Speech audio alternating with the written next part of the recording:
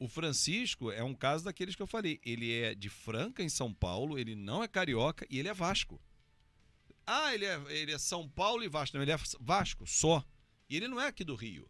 Então, assim, esse é mais um daqueles exemplos que a gente estava falando de pessoas que não nasceram no Rio de Janeiro. Aliás, a torcida do Vasco, a pesquisa do Vasco aponta que 52% da torcida, 58%, perdão, mora fora do Rio. 42% só que são aqui do Rio de Janeiro. Ou seja, esse público fora do Rio é muito maior. A gente às vezes acha, o Vasco é do Rio, então a torcida é do Rio. A maioria não é. Recentemente teve essa discussão no Twitter, né? Sobre torcidas off-Rio, né? Até com uma relevância na questão dos sócios-torcedores dos clubes, né? De não beneficiarem esses torcedores que se tornam sócio, não conseguem acompanhar o clube e não tem muitos benefícios. Qual é a sua opinião em relação... Você falou muito sobre a torcida off-Rio do Vasco. Qual é a sua opinião em relação a esse preconceito que as pessoas têm do morador que não é daquela cidade, daquele estado, torcer para o clube, né, no caso, o Vasco? Eu acho que isso acontece, né? Porque você, por exemplo, vamos pegar, eu sou de Natal.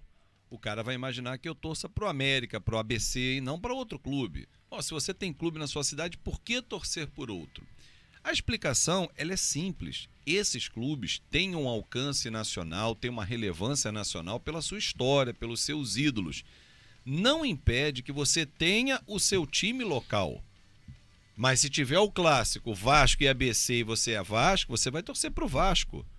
Porque ele é uma paixão muito maior, ele representou você no mundo, saiu do Brasil para jogar fora, enquanto o seu clube local dificilmente faz. O Fortaleza está fazendo agora, vai para Libertadores, que é um fato, é algo inusitado, é novo para o torcedor, e ele vai acompanhar, mas é algo novo. Para os torcedores de Vasco, Flamengo, Palmeiras, São Paulo, Corinthians, isso é normal. Ir para essas grandes competições, para as grandes disputas, para ter os seus grandes títulos. Então é normal que as pessoas tenham esses clubes. O que eu talvez não aceite é o cara dizer assim, você não pode torcer. Mas por que não pode torcer? É justamente isso que vem acontecendo, né? Ainda mais na bolha do Twitter, né? Se você mas a rede social, Marcos, assim, ela dá voz a todo mundo, que é muito bom, mas tem cada idiota falando também que, porra... com certeza. Tem que saber filtrar, né? Tem que saber filtrar, porque tem pessoas que acham que o futebol começou em 2019... ou começou em 2020. Tem muito isso, essas são as pessoas muito recentes. Por exemplo, se você pegar a bolha Vasco de Twitter, a molecada não viu o Roberto Dinamite jogar. Não. Ela vai lembrar do Roberto Dinamite presidente, ela vai criticar o Roberto Dinamite. Sim. Porra, lava a boca pra falar do maior ídolo da história do Vasco. Ele pode ter tido seus erros como presidente, como teve, mas, cara, ninguém vai apagar a história dele. Roberto Dinamite foi o maior jogador da história do Vasco. Não tem maior jogador.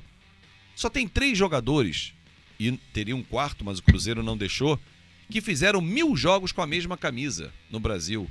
Pelé, no Santos, Rogério Ceni no São Paulo e Roberto Dinamite no Vasco. 1110 jogos. Aí hoje o cara ganha uma placa porque fez 100 jogos num clube. A camisa comemorativa. Porra, o Fábio tava para fazer 1000 no Cruzeiro, ele fez 976. Não vai fazer 1000. Então, assim, cara, é uma história muito grande. O cara fez 708 gols com a camisa do Vasco, maior artilheiro do Campeonato Brasileiro, maior artilheiro de São Januário, maior artilheiro do Maracanã. Cara, metia gol pra cacete, formou gerações, títulos.